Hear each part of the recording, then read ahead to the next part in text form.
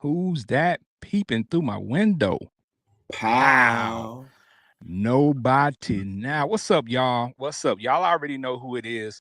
It's us, the trio. You know what I'm talking about? We back with another episode. We got something to talk about today. We got something that we want you all to be very, very involved in the comments. Whenever you see this, whenever you hear this, we need you thinking. We need you responding because this is a great conversation. So, you already know, you tapped into the Fiyah Session, no scripts, just the truth. It's February, y'all. So, y'all already know we celebrating Black History Month all month. So, y'all know what we about to do? We about to heat it up.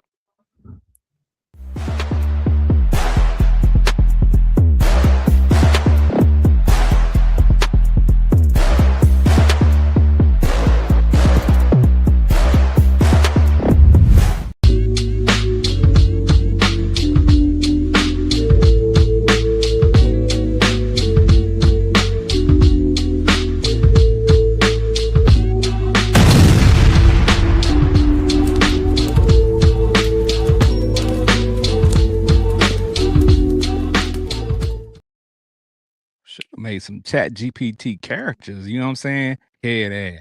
You know what I'm saying? Everybody on social media, all of them down my timeline today. All of them, right? Man, that's all I've been seeing all day is characters. Chat GPT, people putting in stuff that they do for a living, what Chat GPT thinks they do. And some of y'all was lying. Some of y'all, it should have had some coke on there or something like that. Because some of y'all snort coke and things like that. And y'all lied to Chat GPT because that was not on your picture. Foot pics and Lord. So that's what's going on. Because I don't frequent Facebook like that. I'm literally only on there like for y'all and talking to y'all and kind of like little stuff. So I went to like get ready for today, and I seen somebody like say they thought he was an Italian something, and I like looked at it and gave it like this look, and then just was like whatever. So that must be what's happening. Okay, got it. It's an abundance of AI pics out there, and everybody running with it. But it's quite interesting. Yeah, no doubt. But y'all know we like to have fun, so y'all continue to do what y'all do. You know what I'm saying? Continue to post those lies. I mean, those pictures. Those lies. You said, I mean, some of them might be true. Some of it might be true. All that you could be. Yeah. I saw some with some amazing teeth, and some of y'all don't have amazing teeth. So you know what I'm saying? It wasn't quite accurate. So, I mean, hey, you know what? It's about having fun. So let's have fun today. I told y'all Robot Chick is gonna take over. People want to live in a fantasy world. You always take this to like we're not talking robots today. No one. I mean, they look like some robots on them pictures. I ain't gonna lie to you. We're gonna leave the robots alone. So before we jump into the fire, y'all, because we got a lot to talk about today. We gotta make sure our people good. Trisha Michelle, you good today? Oh yeah, I'm good. Let me just say, like, you don't feel old today? I was just gonna say I'm good, but the shoulder still is jacked up. But outside of that, I'm good. I mean, at this point, what is life? We're here. It's to be lived. She got that lean shoulder. You know what I'm saying? Back in the day, she was swinging on too many people. Yes. So she was bouncing right and left and letting her shoulder lean. You know what I'm saying? She was doing it too much. I was just leaning. She was jabbing like she been jabbing like Shakur did Tio, and who you been leaning on? If you see me make a little face, because the pain just randomly makes me want to be like, it ain't because Benji said something dumb, although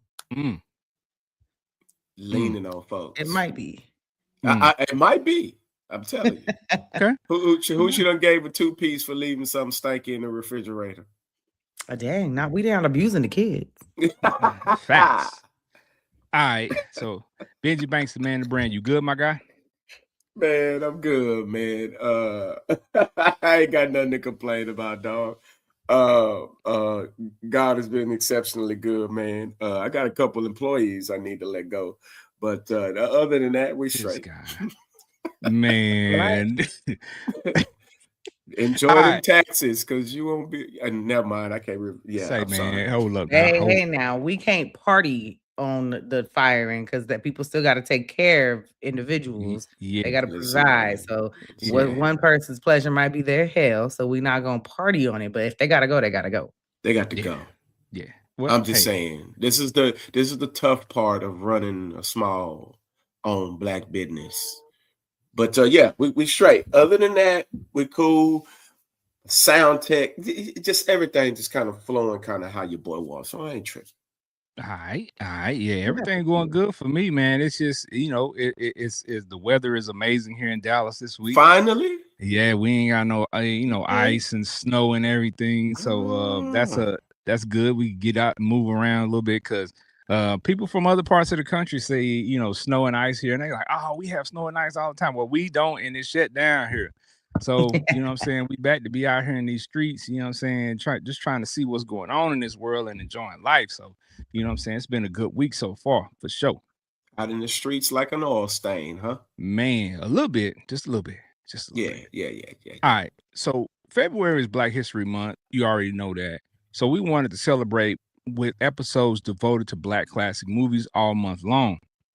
Each episode this month of February, we will have a different theme. This week, this episode, today, we are doing hood classics, Classics. right? So let me give you an example of hood classics, right? So when people don't get it twisted, we're not just talking about any Black movie. We're talking about hood classics. We're talking about movies like Boys in the Hood. We're talking about movies like Menace to Society, Juice, Paid in Full, Belly, New Jack City, etc. Let me So, ask you a question though, fam. mhm. Does the Mac make it to this list of hood classics? I need to know this Well, because if it's important. it could make your list because you was alive in the 70s, so it could Okay, make your list. there you go. I just want to know. Just want to make sure. I Just want to mean, make sure. you know what I'm saying? Everybody's list is their own, right? Like I wasn't like I enjoyed black exploitation movies to the fullest, but that wasn't my wheelhouse. It wasn't my thing. I wasn't around in the 70s. So, Yeah. I mean, those movies didn't make my I top of my list, but they, I forgot they I'm the dope movies. OG on this. I forgot I'm the old person on I this. I don't forgot see I'm the how you old. forget. I don't know. My bad. I forgot. I am. Yeah, but that's okay though. That's okay So, though. Papa, whatever you see fit as your time back in my day, whatever, whatever We works. used to walk 5 miles in the snow. Hmm. Yeah. So Hilarious. I mean, with a hood classic, the reason why I listed, some of those movies so people can get an idea of what we're talking about because there's an amazing list of black movies that we grew up, looking at and Hmm. learning from. But that's really what it boils down to, right? Like they kind of say movies that kind of raised you, movies that you Yeah. looked at, you know what I'm saying, as a kid, and you like, man, I really like this movie for one reason or another, right? And that's what we're here today to talk about why you like those movies, why they meant so much to you as a kid, and also as an adult now looking back at those movies, what type of things did you learn from those movies? What type of things did, because some of us still look at those movies from time to time, and Facts. when you go back and look at those movies now, you see stuff and you're like, wow, wait a minute. Yeah. As a Facts. parent, I understand that totally different than I did as a kid. So that's what we kind of want to talk about, the impact of these movies, because everybody's list is going to be different and everybody's suggestions is going to be different. So we respect everybody, but we got our list. We got our top three, and we're going to be talking about those. So chime in the comments, let us know your top three hood classics, and maybe they make our list, maybe they don't. Maybe we get a chance to talk about them. But if we don't get a chance to talk about them, continue the conversation in the comments and with each other, and then we'll see the comments after the show as well. So Facts. let's get this thing going. So Facts. Let's go. we already talked about what qualifies as a hood classic, but when people talk about a classic movie, we're not talking about the movie that sold the most at the box office all the time, right? We're talking about what impact it had on the streets per se, Yeah. on you as a person, on your friends, the movies that everybody still talks about today. So I'll go first, right? So my top three I went back and forward. You know what I'm saying? This was not easy by any stretch of the imagination because I felt so bad because I had to eliminate so many movies. Yeah. My top 3, Menace to Society is number 1 on my list, and there's a reason for that, for sure. Boys in the Hood is number 2, and New Jack City is my number 3. All those movies were movies that we watched numerous times. I mean, when I tell you numerous times, my cousins know numerous times. I think the only movie we watched more than these was maybe Friday, but that's a hood classic. But that's still kind of like a comedy. Yeah. So we'll talk about that one next week when we talk about the comedies. But Menace to Society, man. A lot of people know that movie. You know O-Dog, you know Kane, you know the storyline, but very impactful movie, man. So let's hear some of these other lists, and then we'll take a deep dive into why we chose, you know what I'm saying, our list. So Trish Michelle, what's your top 3? Well, you know, it's so funny when we dive into these, me and you tend to have, even when we did music, similar options. The only difference was New Jack City, which when you named it still, I was just like, man, because that's, yeah. So I got Boys in the Hood. I got Menace to Society and Paid in Full. So those are my 3. With Menace to Society and Boys in the Hood is like that for number 1. Yeah. But yeah, those are my 3. And it was funny is for me, when I was younger, and we get into all of that, I didn't even want to watch none of these movies.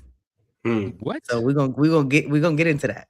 Right. When we get into that, I don't know if that's, you know, but we'll get into that. But unless you want me to tap into it now, but I didn't want to. I mean, you can hold on to it. It's cool. It's cool. I'm interested to hear why, because with the hood classics, like we were clamoring to look at them, like we were begging to look at them, right? So like when we heard they were coming out, my parents refused to let me go to the movies and see it, of course. But as soon as it came out on VHS, oh boy, we were looking at them every day like they were the stories, like they were daytime stories. We were looking at them every day.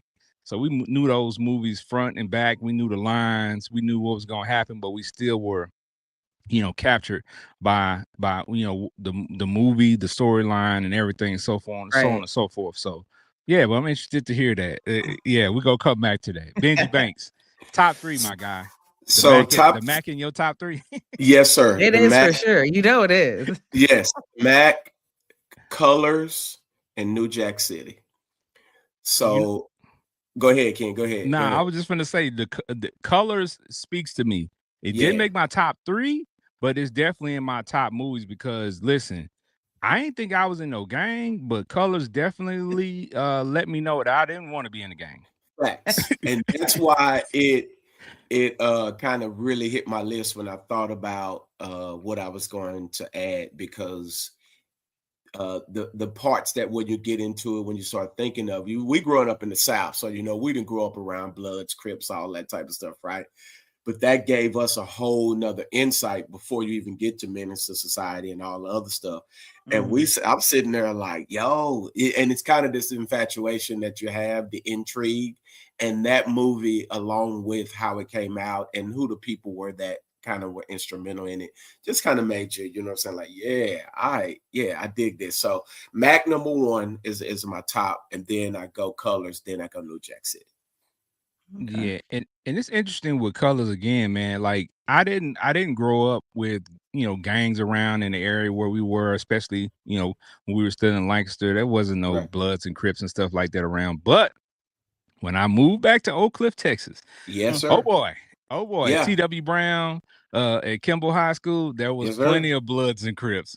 Everybody was throwing up their flags. You better believe it. Yeah, and you know, it was new to me to have to go to, you know, a school and not be able to wear certain colors. Like I was like, what you mean I can't wear Cowboys jersey? You know, Cowboys was winning Super Bowls then, so I'm like, everybody had on Cowboys stuff. You couldn't even wear that because you were associated with the Crips. So now, I said, now this was fun. This was funny, Ken, because when we started to get into the colors, folks got into the Treetop Bloods, which wore green. Yeah. So one of my favorite colors was green. So when we started to get into that phase, it was like, oh, okay, all right. So then that's when everything opens up and it gets kind of crazy. But yeah, Yeah, and I wanted to ask Trisha Michelle this too. See, it was interesting because for us, we looked at those movies like Boys in the Hood, like Menace Society. They took place in L.A., like Yeah. in California. You grew up in California, right, so you grew up in those areas or near those areas. So you had a totally different outlook than we had in the South because that was that Yeah. was that was not familiar to us at all. right, Yeah, and I think that's what, as I'm listening to you guys, and I'm like, because when I was younger, of course, first, like I was raised very much in the church, so super young. So I didn't even know any of these movies existed. I think the main thing I ever seen was my grandma, and then was watching the Harlem Nights. right, Like I seen that when I was like super young. And then when I got into like my teen era where I was doing things on my own and whatnot, and in high school and more exposed to just gang members and what certain colors you could wear, knowing someone died from this or that or whatever, like getting further like in that, then you see these movies and I'm like, I don't want to see that. right, I don't want to see that. I see it every day. Like, so for me, that's why I didn't want to see it. I didn't want to see none of it. I don't want to see none of these movies that have anything to do with what I could see outside. So before I knew, what the storylines would go down to and, the stories they told and the lessons you do learn in them, just surface level me was just like, I see enough of that. So that's really why I didn't care to watch them for so long until my adulthood is when I Oh really wow. watched them. Yes. So when I did watch them, that's when I kind of was like, "Oh wow, okay," because I really protested watching them for so long. I don't know exactly what age I was. Um, might have been 20s when I actually seen them, and then seen Wow. them a few times, and then after that, I was like, oh, "Okay, I didn't." Well, this is the whole different. Like, what is that? Color Purple. I just barely seen that probably like 5, 6 years ago fully, and that was because it was so damn long. But I finally made myself watch it fully. But and it's great. I never thought it wasn't great. I just was like, damn. I don't know, maybe right. it's the ADD in me or something. But I was like, Well, every time I would start, I would never get through. But anyway, back to the point. It was so much of just common life being in California and LA. Just it gets to a point where you're just like, I don't want to go Mhm. watch a movie about it now. Right. So yeah. yeah. Colors was tough though. We'll talk about that on another episode when we get to that category. But Color Purple. I'm sorry, Color Purple was tough because of the subject matters. You Right. know what I'm saying?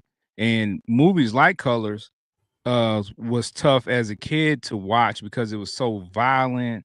It was sexual acts involved and all this stuff. So as a kid, you were looking at it like, okay, Yeah. is this what we're supposed to be doing? But Colors and the Color Purple, they have some parallels that we could definitely talk about, and it's a weird parallel. It's a weird combination for us to compare and contrast. But people out there, think about it, right? If you've Right. seen both movies, there is some similarities there. But I want to talk about next is, with these movies that we've named from our list and our top threes.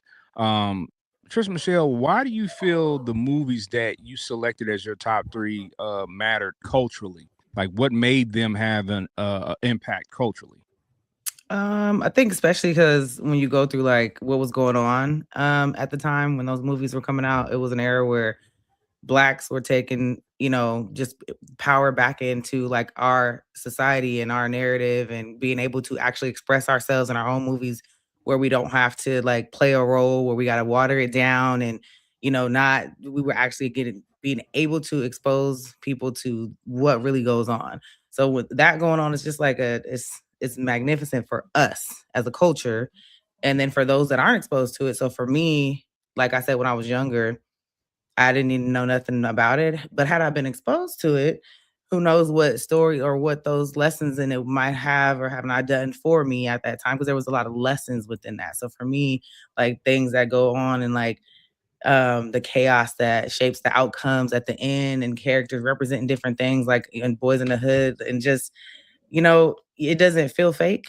It's closer to home for us. So once you see that it's more real than any of the other movies will ever feel to you in the other world, their stuff.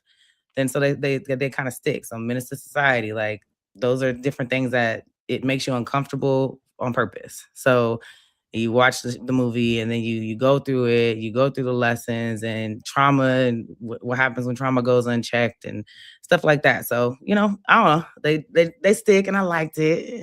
That's why they're in my thing. Paid in Full goes to show you, how much money can distort loyalty. And that happens every day. So it's like these are real life lessons that you get to watch and relate to, or have something that you can like keep in your head for like future lessons, or when something like pops up. Just there's always some medicine in there, Facts. Yep. Let's hear some of these comments right quick. I don't want the audience to feel like we don't see them. Shout out to y'all, man, for coming through, for jumping in these comments. Timothy B from YouTube said that where did his comment go? Oh, okay. Colors, New Jack City, Baby Boy. And from back in the day, he had Cooley High and Warriors. Listen, Cooley High is one of those stories where I think that was really the first movie that I saw. Cooley High and Cornbread Earl and Me were the first two movies that I saw that really made me emotional. Right, that really made me feel like I was in the movie, feel like I was part of the crew. So when what happened to Coach Cheese happened to Coach Cheese, when what happened to Cornbread happened to Cornbread, like I felt that, right? I felt emotional about those things. So I think those type of movies, although they're not in my top three, they still had an effect on me as a kid. Yeah, because those are the first movies, like I said, that I saw that really just pulled at my emotions, right? So I think too, we see a lot of movies that some movies more than others will pull on your emotions, not because you necessarily have experienced it before, but because you get so drawn into the storyline and the characters. Yeah, that's true. Somebody tell you a good character, man. And it makes it way too much relatable coming from where we come from. So it's like, dang, man, I've witnessed that, I've seen that, and that's the thing that kind of grabs you. So that's where the emotion for me came from. And so yeah. And Gabe Leal, shout out to my guy Gabe. He said Do the Right Thing was one for him. Right. That's for sure. Do the Right Thing was very had a lot of messages. Had a lot of messages on purpose, because that's just the way Spike Lee rocks, right? Everything Spike Lee does, it's gonna have a purpose. It's gonna have a message behind it. And the more you look at it, I think the more you unfold, or the more you peel back the layers like an onion on the stories that he, puts on film, and the layers of the characters and things of that nature. So it's a lot of movies.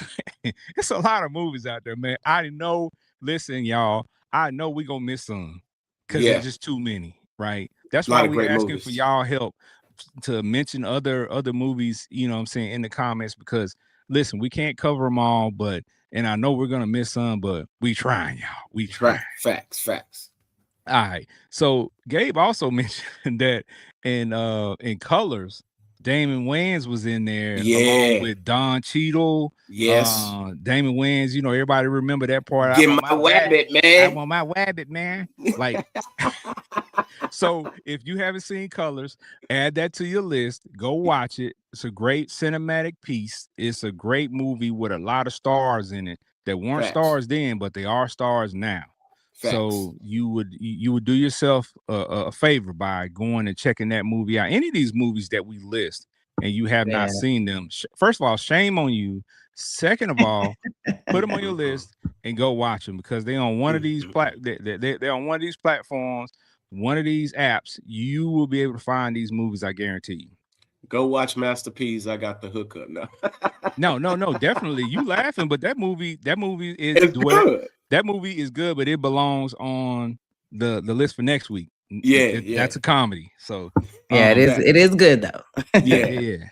Yeah. So okay, so one thing I want to mention about these movies too is when we were talking about what they meant culturally, they shape music, fashion, and our language, right? Yes. Because some of the words that they were using on these movies, like Menace Society and Boys in the Hood, in the South, we weren't using those words. Right. So, when we saw these movies, we were drawn to the language and we were like, that's different. I'm gonna start using that just to try to be different around here because everybody's saying the same thing. And That's true. of course, the way they dress Right. and the fashion and especially the music, the Facts soundtracks for these movies. are Listen, heat. listen, the soundtrack, if your soundtrack wasn't bumping, it took away from the movie. It just did. Like That's your a fact. sound, like the soundtrack had to, had to align with the greatness of the movie because there's movies out there with some amazing soundtracks. Above the Rim, Facts. that's always talked about. Jason's Lyric soundtrack is a sleeper, I think, for a lot of people. If you don't remember that soundtrack, go look it up. And you can go back to movies like The Mac. That soundtrack to The Mac, what I'm saying, is the basis for a lot of hip hop now. Samples. You better believe it. You better believe it. You better So believe it. so these movies, shaped what we would know, what we would become to know as, hip hop, or the African American culture in America. And we all know that culture has spread all over the world and is mimicked everywhere. Facts. Everything that people are doing out here that's cool is, black culture. It's African American culture. It's most of it stems from the United States, and people are just mimicking it all over the place. And a lot of it comes from these movies, man. These movies exposed a lot of stuff to the world. So, And it you know what I'm was and it saying? was a lot of truth into a lot of this stuff that was going out, because some of us weren't exposed to some of the craziness that was going on, and you'd be like, yo, that's really happening. But yeah, it was really, it was a movie, but it was real for a lot of us. Yeah, movie to the world, but that's the stories, not those exact people, but Right. this storyline exists somewhere for real in the streets. We all Yeah. had an old dog in our community. I know I had a couple cousins that was the exact same way, and it was like, Lord Jesus. So Yeah. So, okay. So when we're talking about these movies also, a lot of the movies that we list, of course, because of our age, is going to be from the 90s, right?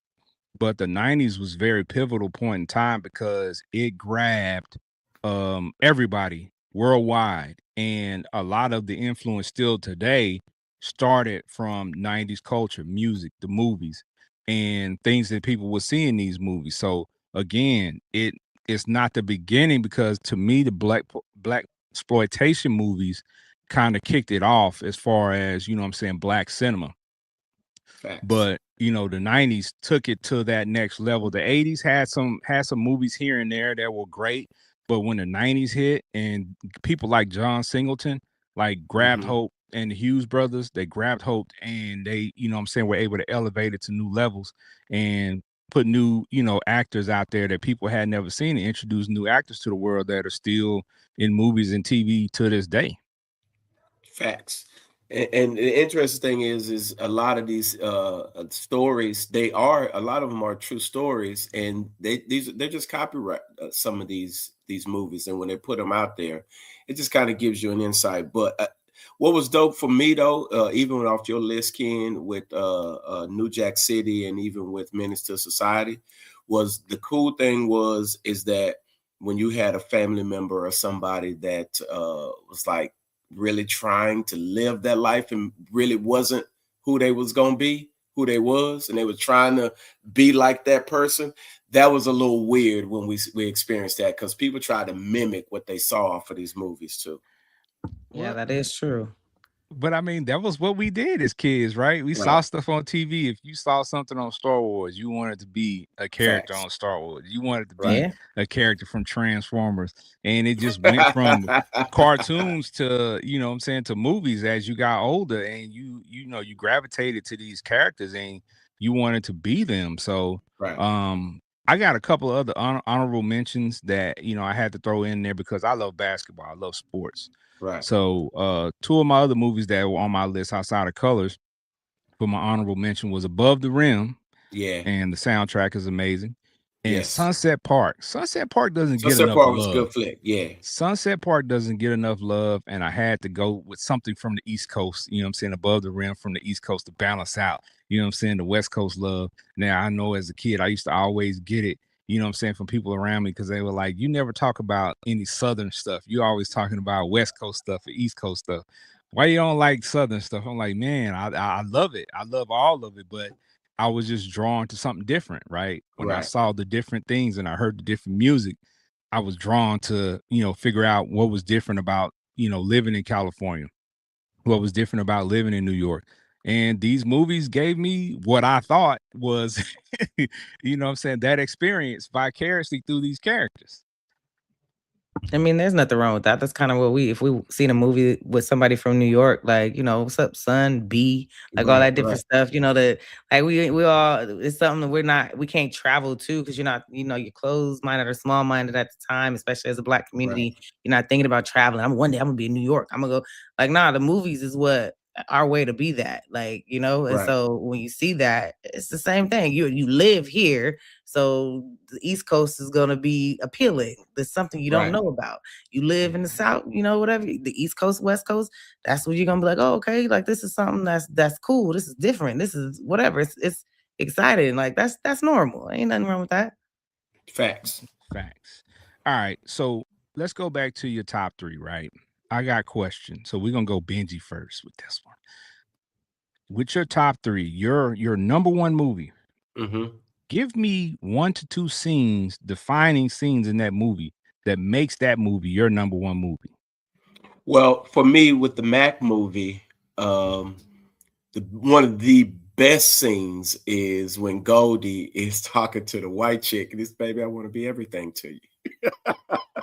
And he's literally running down, like giving her game, like I want to be your mommy, your daddy, your aunt, like he's giving game. Like that was something that I saw on a regular basis in the household I grew up in. So to see it on TV, like I was a young fella. So to see my brothers and my cousins, even my aunts, all of them, when you would hear their phone conversations, you know, you just ear hustling. You get what I'm saying? Like you hear them spitting game. You get what I'm saying? You hear the word play. You hear like what's going on back and forth, whether they're talking to somebody of high stature or low stature. You wanted them on your team, so you went into wordplay and mode, and you just and that flow was like, yo, like this is crazy. Did my brother really just say that? Did my aunt, did she really just say that to so and so? And again, I was just ear hustling, and that always was like super dope. So to see hit that space was dope. But then the second part is the scene where the chick chooses Goldie, and the pimp at the time is Dirty Mackin against Goldie.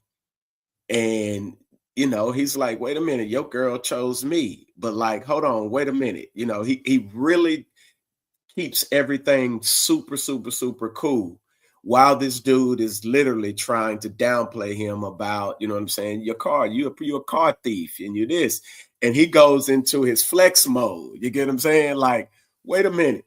I dropped $30,000 for this. And he goes through his whole phase, and he's like, in terms of like, now can you buy that? And he just really just kind of throws it back on him. And that to me was always something that us growing up as kids, I saw it on a regular basis. Like when my brother pulled up in the baby blue Cadillac on Chrome Dayton's, like, you get what I'm saying? Like, it's, bro, like, this is what we do. This is how we do it. Can you do this? And he's talking to his partners and all of that. And that was just something that we saw. So that was always relatable. So those two scenes were always something that was super dope for me. Okay, so with that movie as well, do you think that movie can be made in 2026? Do you think you actually, remake it? I think they did kind of do like a similar one to it. It's called Superfly, and it was an Atlanta-based movie. It's not super old. I believe it came out in the 2000s, but I believe it could in terms of the way it can be presented. And I mean, truth be told, pimping ain't ever going anywhere, bro. It's just it's what America is, if we're going to be honest. So of course I can't. Will it be something that I think someone will record and take the risk to do as a high profile movie? I don't think so, because it's going to come with a lot of backlash in terms of the era that we're in. So, but can it be remade? Of course. All right. Trisha Michelle, talk to us. You're number one. One or two defining scenes from your top hood classic. Okay. Number one, so Boyz n the Hood. I mean, so it's gonna be when Ricky got killed. It's just the scene that changed everything. Like, it just takes like the scene is crazy. I remember watching it, and you just, like you said, the build up, the investment, like the hope, and your heart just drops. It just shows you how fast like life could be taken. There's no, there's no build up. There's no music. There's no it's coming. Like, how they got the little villain music. Nothing. Like, you just like, oh my God, right? And I mean, it just kind of just lets you know like how it is still kind of part of today in society. Now, I won't even say kind of, it's definitely still part of society today. Innocent people just getting killed or dying over stuff that started, or that's something that's way bigger than them, and it's you just can't get away. So I mean, that's me. That's my scene in that movie. Like, everything else that was going on, all the gunplay, the gameplay, like all that, like just that scene, like just takes you to something just real. Like, it just makes it raw. So that's mine for me. That's the scene. You know what? And that scene is funny because number one, right now on social media, that music from Boyz n the Hood is trending. Oh yeah. the horns on everything. Yeah. That's trending. But that scene with Ricky bothers me as an adult, because I'm like, my brother, you a running back. Top rated running back. You ain't do a juke. You ain't do nothing. you ran straight in a straight line, brother. Like, you couldn't give me one shimmy move. But nothing. I think we all say that though. In any movie we see anybody just run straight, it's like, what are you doing? Like, right? Ain't life ever taught you nothing? Like, you didn't get your gazelle on? Man, moves, something, duck. I don't know. But like they say, hindsight is 20/20. We all have that, if what we would have done in that scenario, but we don't know. We don't know what it we don't know what it feels like to be in that specific scenario that he was in that alley, and how we would react. Feel boxed in, and I mean, I've been shot at a couple times, to be honest with you, with bullets whizzing past my head, so I know how fearful, how that fear feels, right? But I don't know how that specific, situation feels. And we were blessed to get away from it. So, but that still bothers me though. I'm like, Ricky, come on now. You're a running back, top rated, juke or something. Now I want to know, why did they take the boy to the mama house instead of to the hospital? Listen, he was already dead. Yeah, they've been talking about that on social media. Like he was already dead. So I mean, why would you take him to the hospital? For them to do what? I mean, I don't know, man. Like, we know that now. That would be the move now, but back then, like, you gotta think about hood, street. Like, nothing goes to the hospital first. Facts. So you think you got them? You got street mentality there. When something happened, you don't go there first, and it was hood stuff, it's gang stuff. Like you would get the police would have been involved. Yeah, so didn't they get their minds together and they like, oh, okay, bet whatever. But that's where you take them. Very true. And then the rap songs I heard from LA and from those areas, they always talk about Killer County. So you know what I'm saying, the county hospitals, they say the county hospitals is worse.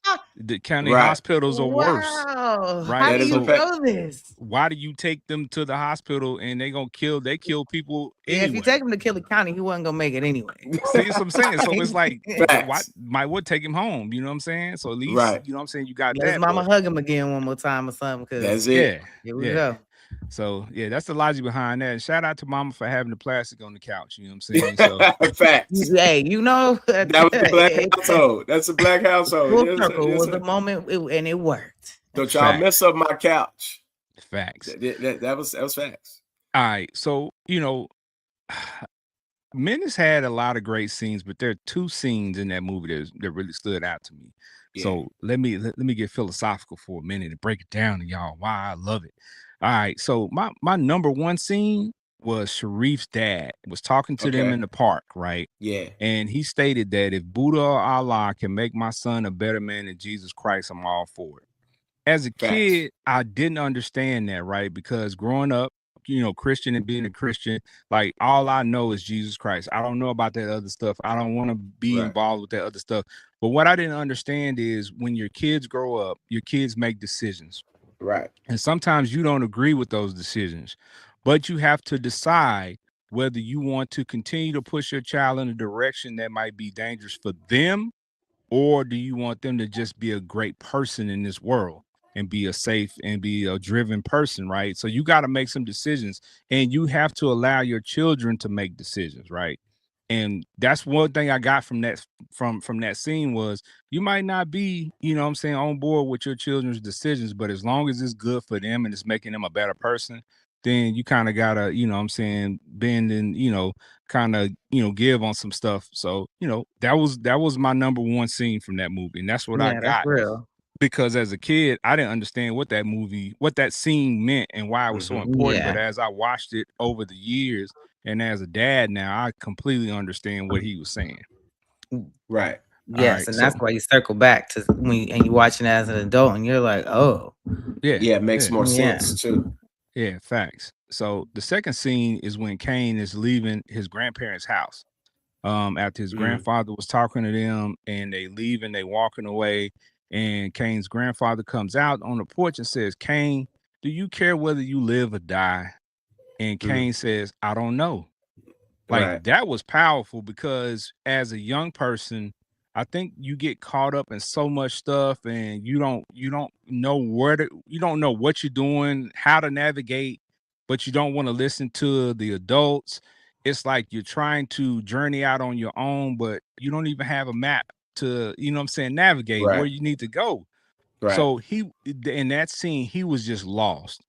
And I think that was that pivotal point where he was like, I don't know. So he continued to do things in such a way that was leading up to, what the movie would ultimately happen at the end. Right. Right. And we still don't know what happened at the end. And people was like, we was young, and it's like, it's gonna be a part two. It's gonna be a part two. He didn't Right. die. He didn't die, because they didn't really show him dying. Yeah. They just kind of insinuated that he died. So yeah. So but those are my two favorite scenes from that movie, and why that movie, part of why that movie meant so much to me as a kid, because there was so many quotables from that movie, but those two parts right there stood out to me, and they stood out to me as an adult when I looked at it again. Facts. That Yeah. especially that one him not didn't know whether he wanted to live or die. And that just kind of points into the hopelessness that the hood kind of put on a lot of young kids. You know what I'm saying? Kane, he wasn't old, you get what I'm saying? He's still a young fella, you get what I'm saying? But imagine being in that hopeless state. And that's where we talk about the movies being relatable, because it gave you an insight into what these young black kids were actually dealing with, coming from crack culture, coming from gang culture, coming from all of that. And that was relatable, because again, I've been in that space where it's like, man, I have no idea.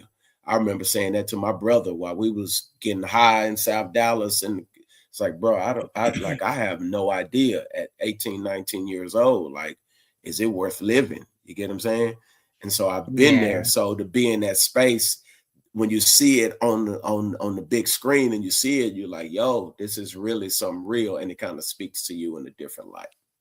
Yeah, I had a lot of homeboys from the hood, since I'm from out this way, when I Yeah. was growing up. And a lot of them, like, you just seeing their story or being exposed to the stories, because I definitely was a tomboy, so I was around a lot of dudes too. So then you hear them say those things, like they, Right. I might not wake up tomorrow. I don't know, like, Right. what, and it's true, but it's true for a lot of us. But for them, it's like it's a whole different type of truth, like the life that they're living, and then the lack of like knowing, like they're not supposed to make it past 18, 21, whatever. Like they in their heads, they're not even making it past that. So they just they live a whole different type of life and their mindset and everything. So they don't care in that moment. They do have a lot, and I guess you kind of have to, I guess, to like live in that world and be a part of that. So it's a little, it sucks to like see it and to witness it and to have been a part of seeing that in someone's life and seeing somebody get taken a couple of different times in that world. Yeah. Right. And I think for us, growing up, you mentioned like the 18 and 21, there were times in our young lives where, making it to 18 seemed sketchy. Making it to 21 seemed sketchy. And, a lot of people don't understand that fear, especially as a young Black man. That was a real fear of whether I'm going to make it or not, not because I lived in the hood or anything like that. It's just because of what we saw and what we were around, right? Like, you didn't have to be the target of the bullet. You could just be in the wrong place at the wrong time. Wrong time. Facts. Yeah. So that still was a heavy brutality time. Like police brutality was heavy still back then. So and it's funny that you mentioned that because around that time, Rodney King and all that had taken place out in Cali. So, what I'm saying, the landscape of that was already at a fever pitch and everybody was in an uproar at certain points. So what I want to ask you, Trish Michelle, is with Menace to Society or Boyz in the Hood, do you think that they could remake those movies today and have a similar impact? No. Okay. I don't think so, because I feel like society's so watered down by like the social media and cloud and all this other stuff. Like the actual reality of like living what it is. So there's still gangs and stuff going on, of course, but it's just not so much of the lifestyle. Like people that's are just numb to it. Yeah, like we're so numb to it. Oh yeah, there's gangs. Yeah, okay. Like now the gang is the police. Like, so unless it's a actual director like sitting there and they're a person that lived, that actually was a gang member, that came up from it, that like maybe that type of director that's making it, because he could speak to the coming out and like going through what's happening now and give us like the transitional phase.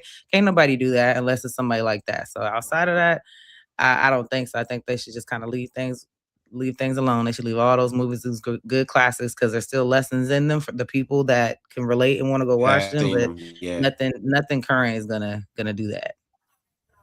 And I can totally agree with that, because it was new to us being in the South, so it was like culture shock. But like now, I think all these kids kind of have seen it because of social media and stuff like that. So yeah, I can agree with that for sure. Yeah. So what's funny? I don't think that they can make them and have the same cultural impact. But again, John Singleton, the common factor here, made a show called Snowfall. And that show did kind of embody what he put out in Boyz in the Hood. Like there was a lot of similar feel to that show. And of course, because it's in LA. So of course you have that, but it's just the way it was shot and the way the characters were. So it kind of gave you that same feel. So somebody that made those movies back then might be able to embody something like that and pull it together. It'll take that.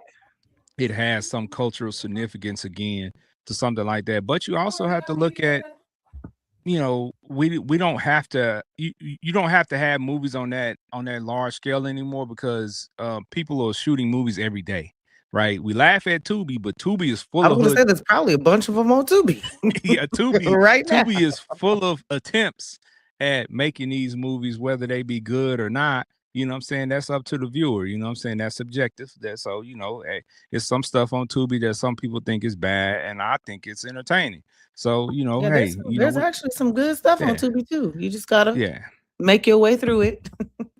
Yeah, so there's attempts at it, you know what I'm saying? But I think too, like y'all was saying too, some of this stuff is so watered down, and some of the stuff people see so often because of social media and people going live and videos of these events and stuff like that. So it's like, I don't want to see it in the movies, because I can just go to social media and experience it through that medium every day.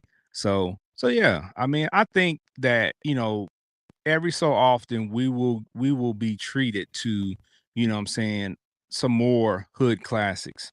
I really believe it because it's gonna everything in life comes back around, right? They'll probably be good with some brutality movies coming up.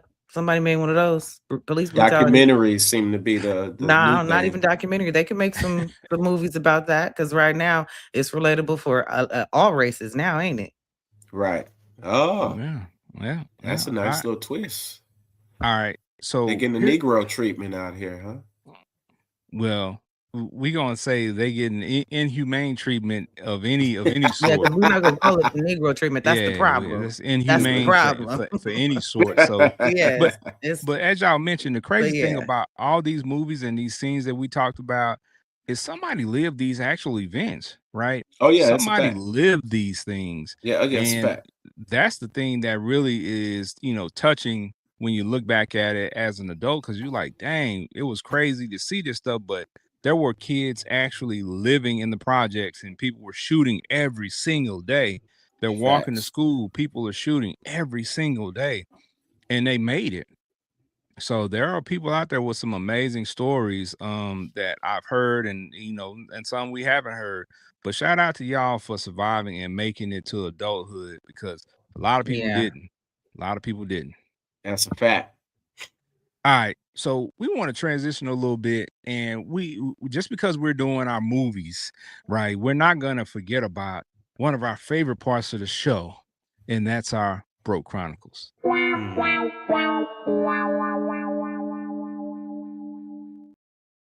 All right, so I had to be creative, right, and figure out how to tie in the Broke Chronicles to this episode about Black Hood classics, and I think I did a very good job of it. Okay, I think I know where you're going. we'll see. We'll see. So, what's your favorite broke character out of your top 3 movies? Your top 3. Give me one of your favorite broke characters. If you, I want to go first. I want to go first. Go ahead. I got mine already. I want to go first. Okay. So my favorite is, of course, Menace to Society, right? There is a crackhead who offers cheeseburgers in exchange for crack, right? Right. That guy embodied desperation at its highest point. Yeah.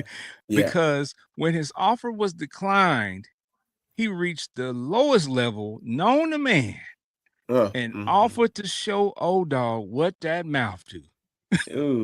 And it cost him his life.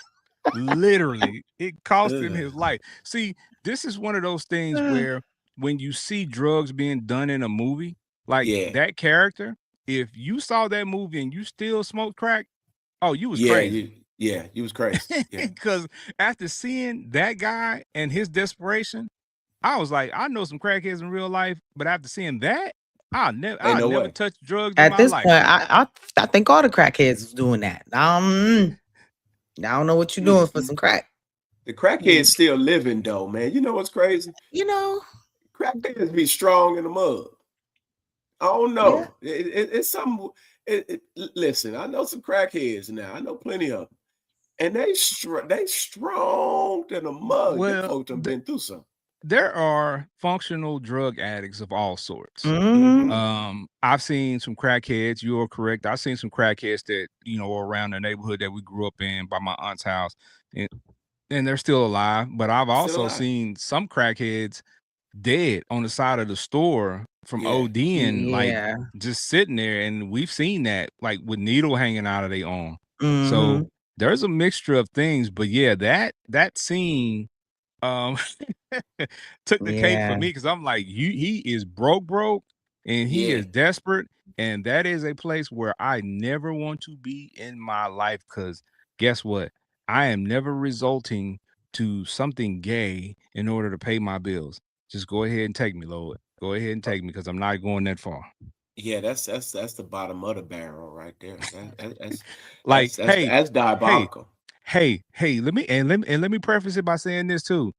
If you're out there and you're showing people what that mouth do, that's your problem. That's your business, right? Sure. Do what you do.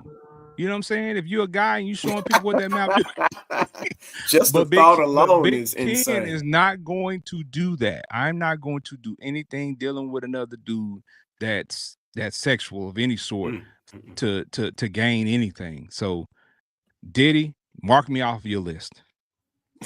He's got a whole different list in the prison, so you ain't gotta worry. He got a lot. He's gonna be out soon though, and he gonna be out soon, and he gonna be He got. I'm sure he's got some folks that's gonna be on that list when he get out.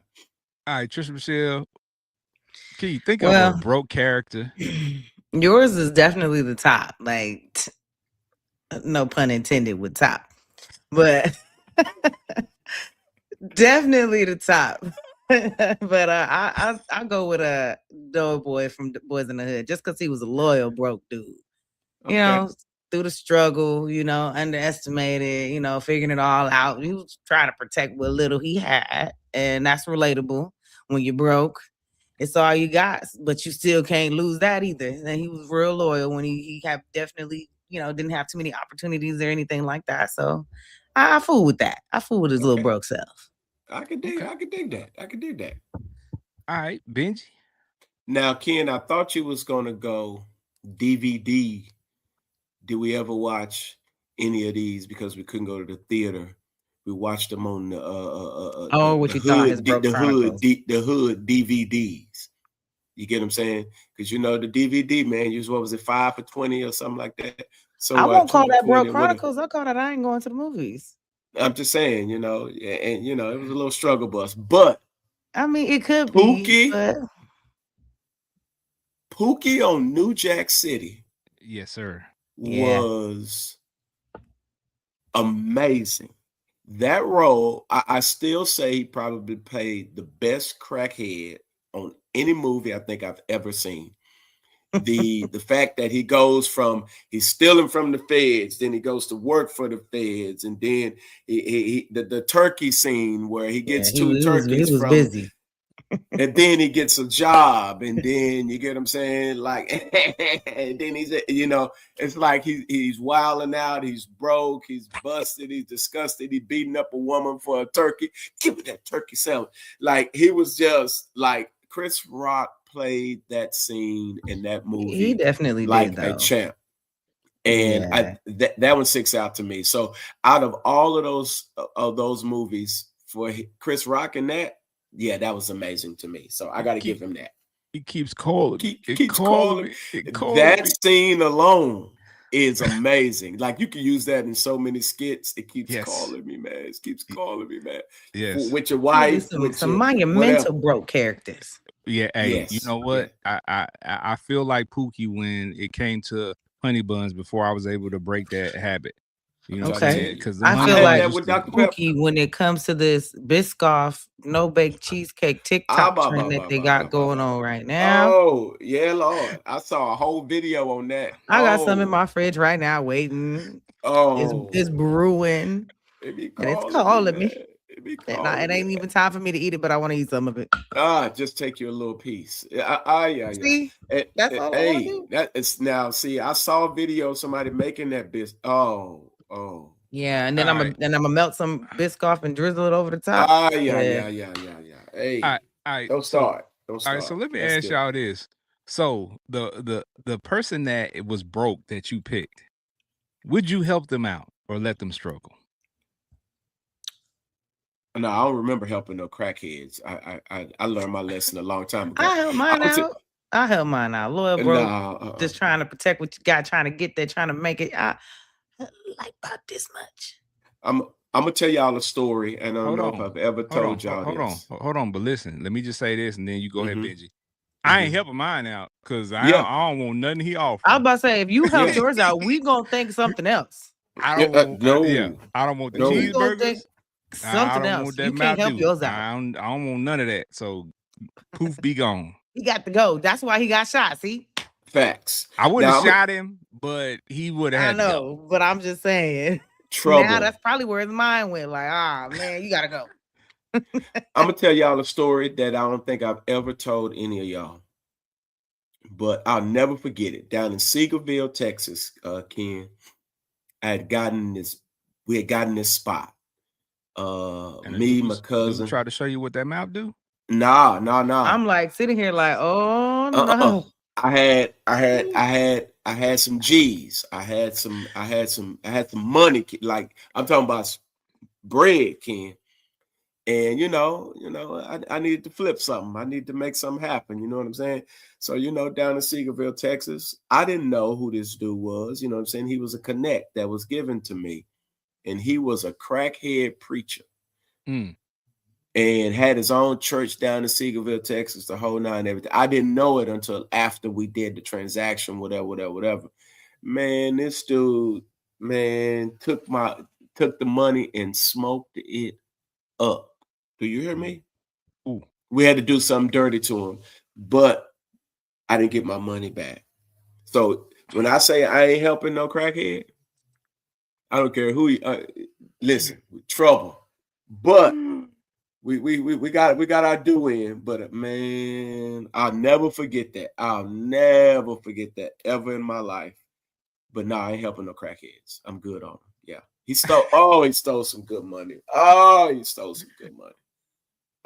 He smoked it up, kid. He smoked. This dude smoked up a lot of dope, Ken. That's all I'm gonna tell you. It was one of the most hurtful things I've ever experienced in my life. I'll never forget it. Well, he needed it more than you, clearly. That is a fact. And he got high as a kite. And you needed that lesson in order to probably not go down that path fully. That is a fact. Exactly, because you was where you shouldn't have been at. I know it. And I used to say this all the time. Every time, this how I knew it was, protection. Every time I went into that space trying to do work, something crazy would always happen. I'll never forget it. I'll never forget that to this day. That's why I know being in that space wasn't for me for sure. Facts. I mean, I think we all have something maybe similar to that, because it's things that I've tried to do numerous times and it just didn't never work out, and it didn't work out for a reason, right? So you just have to respect it as that, and like you said, it's protection. God trying to protect me from something that was going to happen, so he just never allowed me to go down that road, and I appreciate him for that. Facts. I think that's true, because I said if I ever got flat broke, I'm definitely gonna be out chopping. I'm about to be so I guess God won't ever let me get there. I'm not gonna be kingpin. I thought you was gonna say OnlyFans. I thought you was too. Not. I'm a different type of chick. I'm definitely gonna have them naked and chopping it up and stacking it and packing it up and getting it on distributed. Yeah, no. I thought she should say OnlyFans for real. I was like, good Lord. God did not let me be OnlyFans in the room because it's hot in there because they cooking. Yeah. Look at the flick of the wrist. And she said they gonna be naked. She been watching New Jack City. I ain't gonna lie to you though. Low key, New Jack City, when they was in there cooking naked as a little kid, I definitely was rewinding that scene for sure. He was like, wait a minute, what is that?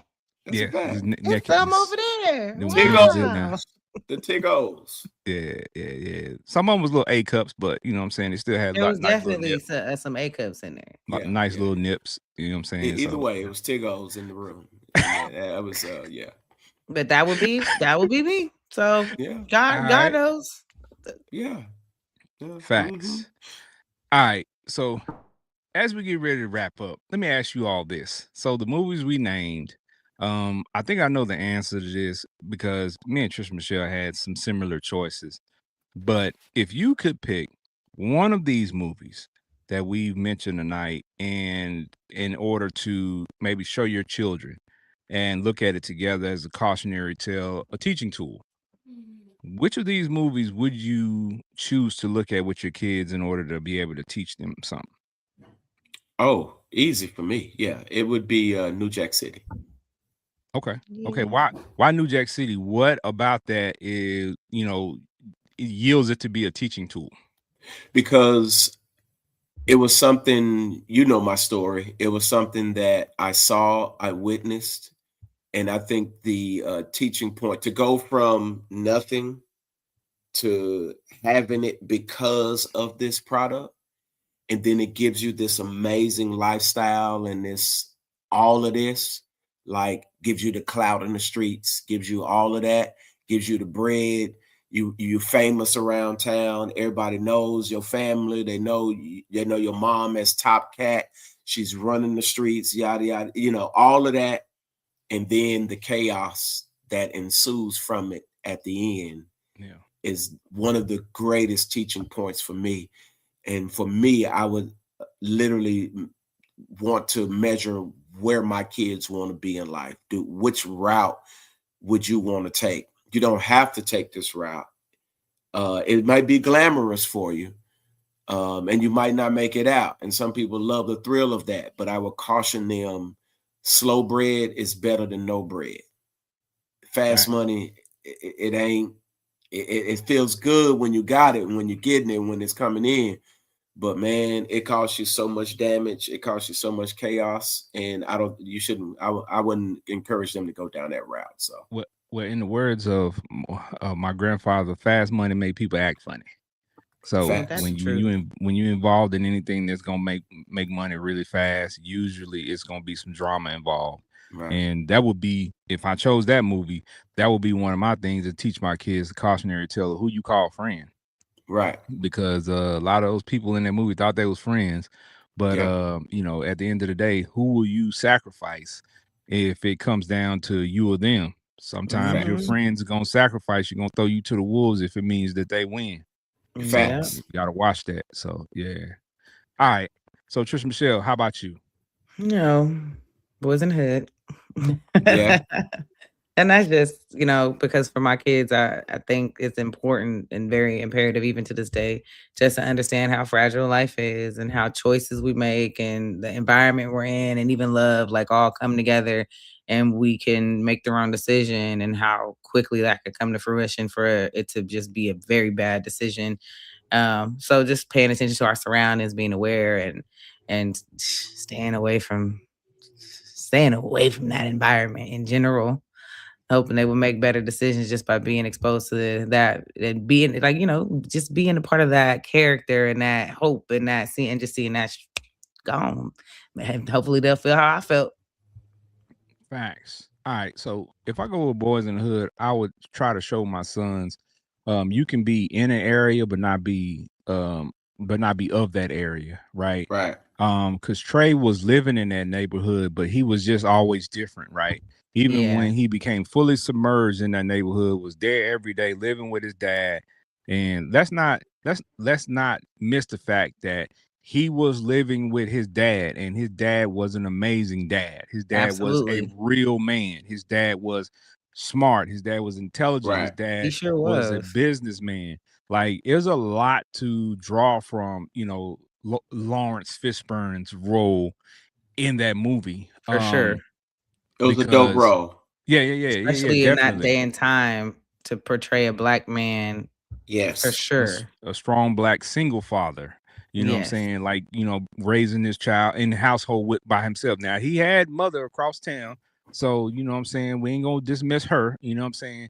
And then ironically, they would end up being starring, saying What's Love Got to Do with It later. Yeah. So, a lot of these movies just kind of tie together. But anyway, there's a lot of dopeness in these movies, man, that we've discussed tonight.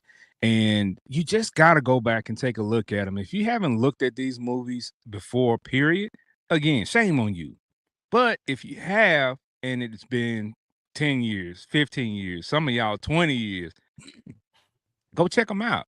Like, just take some time, sit back and take that hour and a half or so and look at the movie again and think about how you view it now as an adult, now that you have kids, now that you've lived life, now that you've seen some things and been through some things. Yeah. What can you draw from it now? Because I guarantee you're going to see some things that you didn't see before, that you didn't realize before. So it's going to be a dope experience for you. I truly believe. You'll see beyond the A cups and New Jack. You see everything else that is there. Yeah, you're definitely gonna see beyond the A cups, because I ain't gonna lie to you. Like I said, any movie back then that had any sexual stuff or any nudity, the women in that joint, I was gonna rewind that bad boy. Rewind it. Like, I'm rewinding. He said reverse. I'm watching it. Yeah. All right. So like, I'm watching that. Yeah. All right. So in closing, these films we talked about on this episode told stories that are culturally significant, providing raw, authentic narratives about life in urban, low-income communities, right? They serve as a reflection of resilience, a critique on social injustices, what I'm saying, involved in these movies, a showcase of Black artistry and filmmaking and music, because the filmmaking and the music go hand in hand. The songs that are in the movies play a significant part in, it's the storytelling, as well as outside of the movie on their own. The soundtracks exist, and let's just be honest, some of these soundtracks are better than the movie. Yeah, facts. Right. But despite the criticisms that some of these films perpetuated stereotypes and glorified criminality in a lot of people's eyes. So, my parents didn't like them because they were like, it's gang stuff. But we still learn from it, and they have a lasting impact on us as a community, and significant reflection on that specific time and experience in America. For us, when we look at some of those movies again, our minds go back to what we were doing in those times, right? So it's nostalgic for us. But salute to those filmmakers, the actors, and all involved in all those communities during the time when they were shooting. Because also, when I go out to California, I drove through the area where they shot, Boys in the Hood. I drove through the area where they You can shot see all Friday the and all these houses and movies. stuff. Yeah. So it was dope to see that these places really exist, right? So that added a little bit more validity to, in my mind, to my experience in the movie. So when I watch them now, I'm like, yeah, I've actually driven down that street before. I've actually seen that house. So very, very dope. But before we get up out of here, Trish Michelle, you got anything you want to tell the people? I mean, it's Black History Month, so celebrate your Blackness. All I could say is take these movies. I think it was pretty cool that I think you showed us something where the lady was showing all the different Black movies to watch throughout Black History Month, and it's not just Black hood movies and there's all type of different genres that you could pull from to take you on different walks of life and laughters and tears and all kind of stuff. So I mean, if you're gonna engulf in it, just do it now. But also, I say just go ahead and just do it whenever, all the time. Like you said, just throw it back. If it's been 20 years, I mean, 10 years, whatever, like watching it back, you always see something different that you missed. We're growing, we're changing, we're exposed to different stuff. Something is relatable again that when we were young, didn't even know it was relatable. So yeah, take a dive. And you want to find me on Trisha Michelle _ TM everywhere, all over the place. Yeah. And I recorded my YouTube coming back video. I gotta edit it, so follow me and stay tuned. We up. We're excited about your return to your YouTube channel, man. We can't wait for the dopeness that's about to be out here. So yeah, we definitely gonna be her biggest fans, and we're gonna be posting it all over the place. So just go ahead and be ready for that, y'all. Yes, sir. You know what I'm saying? Because you got big stuff coming your way. All right, Benji Banks, the man, the brand. Talk to the people. Man, listen, I just want to say this: the DVD man. Listen, he was very, very, very important to the community. Okay, them bootleg DVDs was on fire a lot of time. Now I know the risk. Sometimes I know how you got the DVD, and we understand this. You had to take, a little recorder in there, into the movie. Go to the little $2 joint, $5 movies back in the day, whatever it used to call. Go in there secretly, boom, sit in the back and record the movie. Folks walking all through the movie, you know what I'm saying? But if you got that opportunity to get that DVD when nobody was walking through that joint and nobody was talking, you felt like you got a gem. And we got that because somebody had an innovative thought in the Black community to give you this movie without you having to go and spend all your money. Now, when you went, you was going to spend about $15, $20 on popcorn, if not more. You was going to spend $9 on a 16-ounce cup of soda. And then, I'm just saying. Back then, I'm like, what you talking about? I'm just saying, but you catch my drift. You can go to the movies for $20. $20, you got everything you need. $20 get you everything back then. Right. You know what I'm saying? But you know what I'm saying? They gave us this, you know what I'm saying? They risked their lives and their freedom to give us the bootleg DVDs. So I want to shout out to y'all back in them days, because innovation is always a part of the Black community. I don't care what nobody say. We know how to create stuff out of the dust. And we've always done it. So celebrate this Black History Month, because there's a lot of stuff that we didn't know that we're starting to know now. The first paramedics were Blacks. You get what I'm saying? So there's a lot to just kind of decipher and just put out there and learn. And as we learn, you will learn, Black folk, that y'all are some creative Negroes. And can't nobody do it like y'all. Y'all know where to find me. You can find me at the restaurant. You can find me at the beauty supply shop. You can find me at church.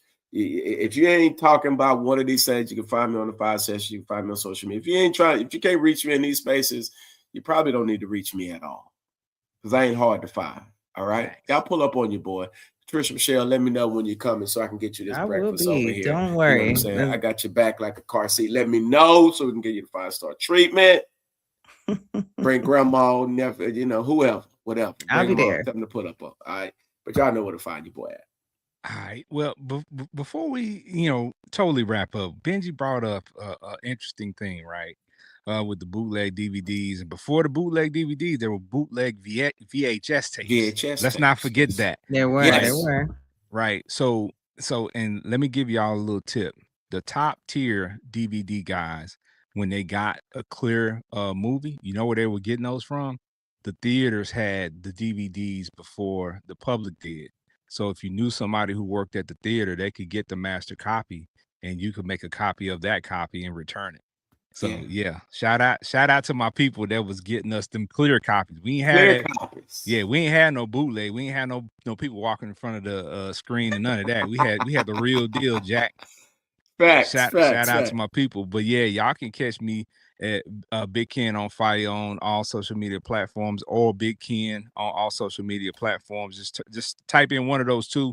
You're gonna see me pop up. You're gonna see my picture. You're gonna see my little icon. Y'all holler at us.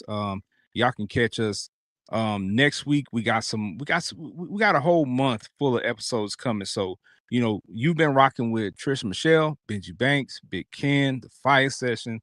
The fire don't stop here. Catch us next episode with more heat. Make sure you like, share, and subscribe so you don't miss the next episode. The next episode, which is part 2 of this series during this month, we will be talking about Black classic comedy movies. Facts. That's a lot of y'all's favorite category. So I know you're gonna tap in because you talk about the comedies all the time. That's one of my favorite categories as well. So we're gonna have a great conversation, and we definitely gonna be laughing because it's comedies, and a lot of us know those movies line for line. So also make sure you head to Apple Podcasts, Spotify, Amazon Music to check us out there as well, so that when you're out and about and you don't have the ability to look at your phone, or you just want to listen to us on your headphone while you're out and about, you have the ability to do that as well, to get caught up on the episodes. So we got a lot of content out there for that as well. We thank you for your support. Until next time, again, we appreciate y'all. We love y'all. It's the Fiyah Session. Stay lit.